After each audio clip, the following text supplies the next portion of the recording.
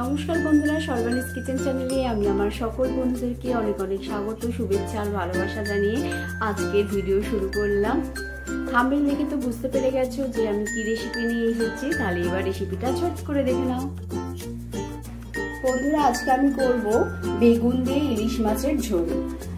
খুব ঝোল রাখবো না, মিডিয়াম ঝোল রাখবো, কিন্তু আমি এটাকে ঝোলই বলি। এর জন্য আমি নিয়ে নিয়েছি এখানে ইলিশ মাছ। এর মধ্যে একটু নুন হলুদ মাখিয়ে নেবো। আর দেখো, ইলিশ মাছ হলে পরে আমাদের ঠিক এরকম লম্বা লম্বা বেগুন নিয়ে আসে এই ইলিশ মাছে বেগুন দিয়ে খাবে বলে। আর এই রান্নাটা আমি মনে করি সব থেকে সহজ রান্না, খুব তাড়াতাড়ি হয়ে যায় আর খেতেও ভীষণ টেস্ট হয়। তাহলে চলো বন্ধুরা, আমি কিভাবে করি তোমরা দেখো। আমি প্রথমে ইলিশ মাছ আর বেগুনের মধ্যে একটু নুন হলুদ মাখিয়ে নেব। বেগুনের মধ্যে দিয়ে দিলাম অল্প একটু হলুদ, আর মাছের মধ্যেও দিয়ে দিলাম অল্প একটু হলুদ। এবার দিয়ে দেবো নুন, অল্প পরিমাণে দেবো, কেন ইলিশ মাছ এমনিতেই নোনা মাছ। বেগুনের মধ্যেও একটু হলুদ দিয়ে দেবো, এই নুন দিয়ে দেবো। হলুদ তো দিয়েছি, নুন দিলাম। এবারে আমি ভালো করে মাখিয়ে নেব। আগে বেগুনগুলোকে মাখিয়ে নিই।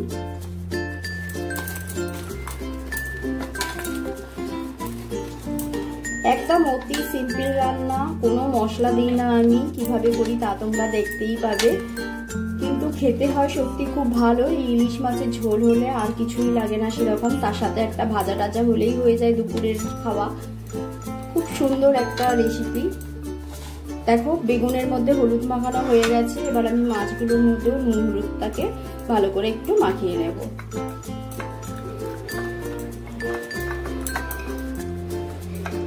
আমি এই মাথাগুলোকেও দিয়ে দিচ্ছি, কেন আমার খুব ভালো লাগে এই ঝোলের মধ্যে মাথাগুলো দিতে, এবং খেতেও ভালো লাগে, সেই জন্য মাথা লেজা সবই দিয়ে দিলাম। দেখো, মাখানো হয়ে গেছে। এবার আমি মশলাটা তৈরি করে নেবো আগে। দেখো, এবার একটা বাটি নিয়ে নিয়েছি। এবার এর মধ্যে আমি পরিমাণ মতন নুন দিয়ে দিলাম। নুন যে যার পরিমাণ মতন দেবে। আমি এমন পরিমাণে নুন দিই, আমরা কাঁচা নুনটা খাই না, যাতে নুন হয়ে যায় একদম সেরকম পরিমাণে নুনটা দিই। আবার নুন কাটাও ভালো লাগবে না, পরিমাণ মতো নুন দিই যাতে কাঁচা নুনটা না লাগে ভাতের সাথে। এবার দিয়ে দিচ্ছি হলুদ, হাফ চা চামচের মতন আমি দিয়ে দিলাম হলুদ। আর দেবো শুধু কাঁচা লঙ্কা বাটা, আর কোনো কিছু মশলা দেবো না এর মধ্যে।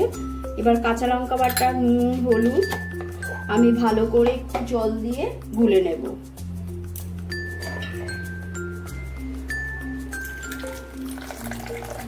দেখো, অল্প একটু জল নিলাম, নিয়ে এই মশলাটাকে আমি গুলে রেডি করে রাখলাম। এবার পুরো একদম ঝটপট আমার রান্নাটা হয়ে যাবে। সব রেডি করা হয়ে গেল, চলো এবার রান্নাটা তৈরি করি। দেখো, আমি কড়াই চাপিয়ে দিয়েছি। এবার কড়াইটা গরম হয়ে গেছে। এবার এর মধ্যে দিয়ে দিচ্ছি আমি সর্ষের তেল।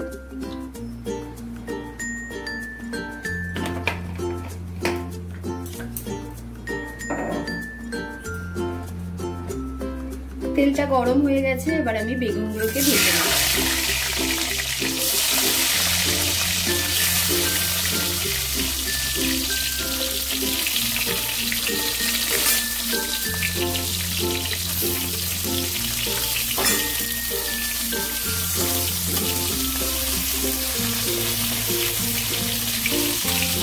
একটা পিঠ ভাজা হবে, তারপর আরেকটা পিঠ ভাজবো।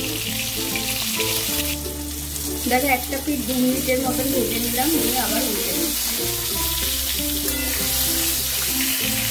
বেগুনগুলোকে একটু ভালো করে ভেজে নেবো, তাতে কি হয়, ভালো করে ভেজে নিলে ঝোলের খেতে টেস্ট হয়ে যাবে।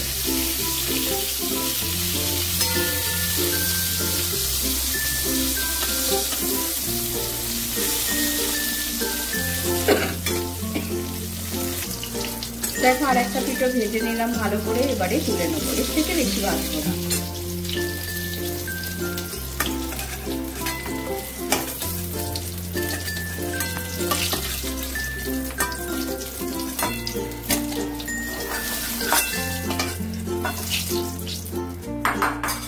এবার এই তেলের মধ্যে মাছগুলোকে আমি একদম হালকা করে ভেজে নেব।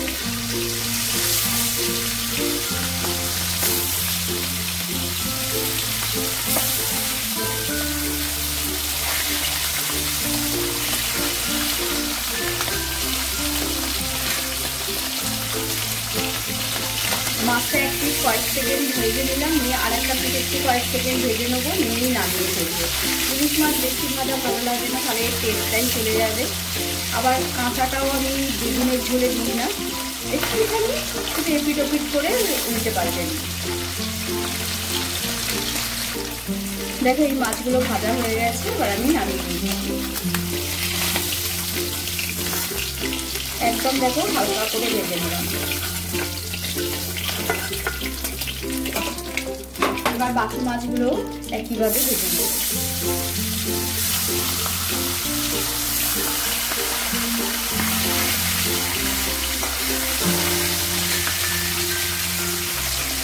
দেখো এই মাছগুলো ভাজা হয়ে গেছে, এবার আমি নামিয়ে নিচ্ছি।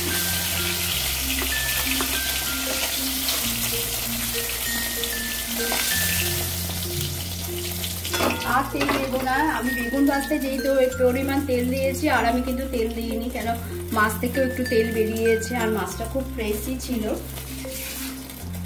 এবার আমি এই তেলের মধ্যে দিয়ে দিলাম কালো জিরে ফোড়ন।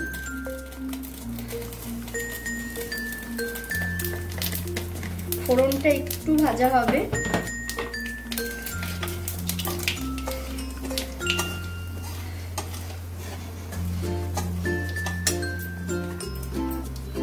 ফোড়নটা ভাজা হয়ে গেছে, এবারে আমি যে নুন হলুদ আর কাঁচা লঙ্কার পেস্টটা জলে গুলে রেখেছিলাম সেটা দিয়ে দিচ্ছি।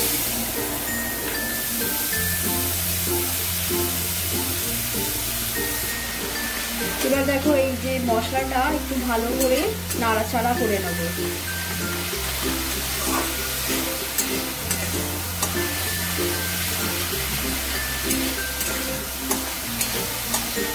ভালো করে দেখো নাড়াচাড়া করে নিচ্ছি, তেলও রিলিজ করে দিয়েছে। এবারে আমি দিয়ে দেবো জল,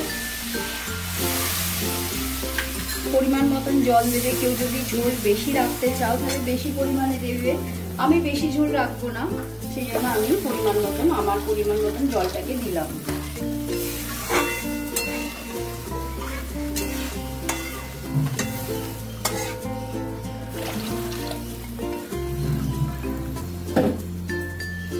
এবার ভালো করে ফুটতে দেব।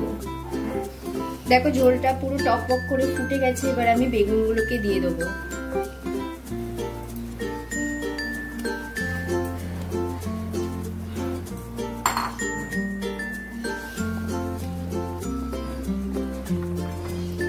আর দিয়ে দেবো যে মাথাগুলোকে রেখেছিলাম, কারণ মাথাগুলো তো একটু শক্ত থাকে, সেজন্য একটু ভালো করে যাতে সুসিদ্ধ হয়। বেগুনের সাথে আমি মাথাগুলোকে দিয়ে গ্যাসের ফ্লেমটাকে একটু মিডিয়াম হিটে রেখে দেবো। 2 থেকে 3 মিনিট ভালো করে হতে দেবো, তারপরে আমি আবার মাছগুলোকে দেবো। 2 মিনিটের মতো মিডিয়াম হিটে আমি রেখে দিয়েছিলাম। এবারে আমি যে বাকি মাছগুলো সেগুলোকে দিয়ে আবারও একটু মিডিয়াম হিটে হতে দেবো।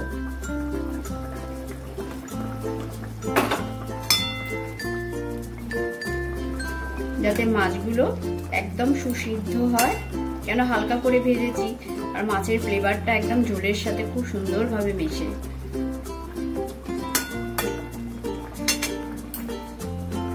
দেখো একটা পিঠ একটু সময় হতে দিয়ে, মানে ধরো ওই 2 মিনিটের মতন হতে দিয়ে আবার আর একটা পিঠ আমি আস্তে আস্তে করে উল্টে দেবো।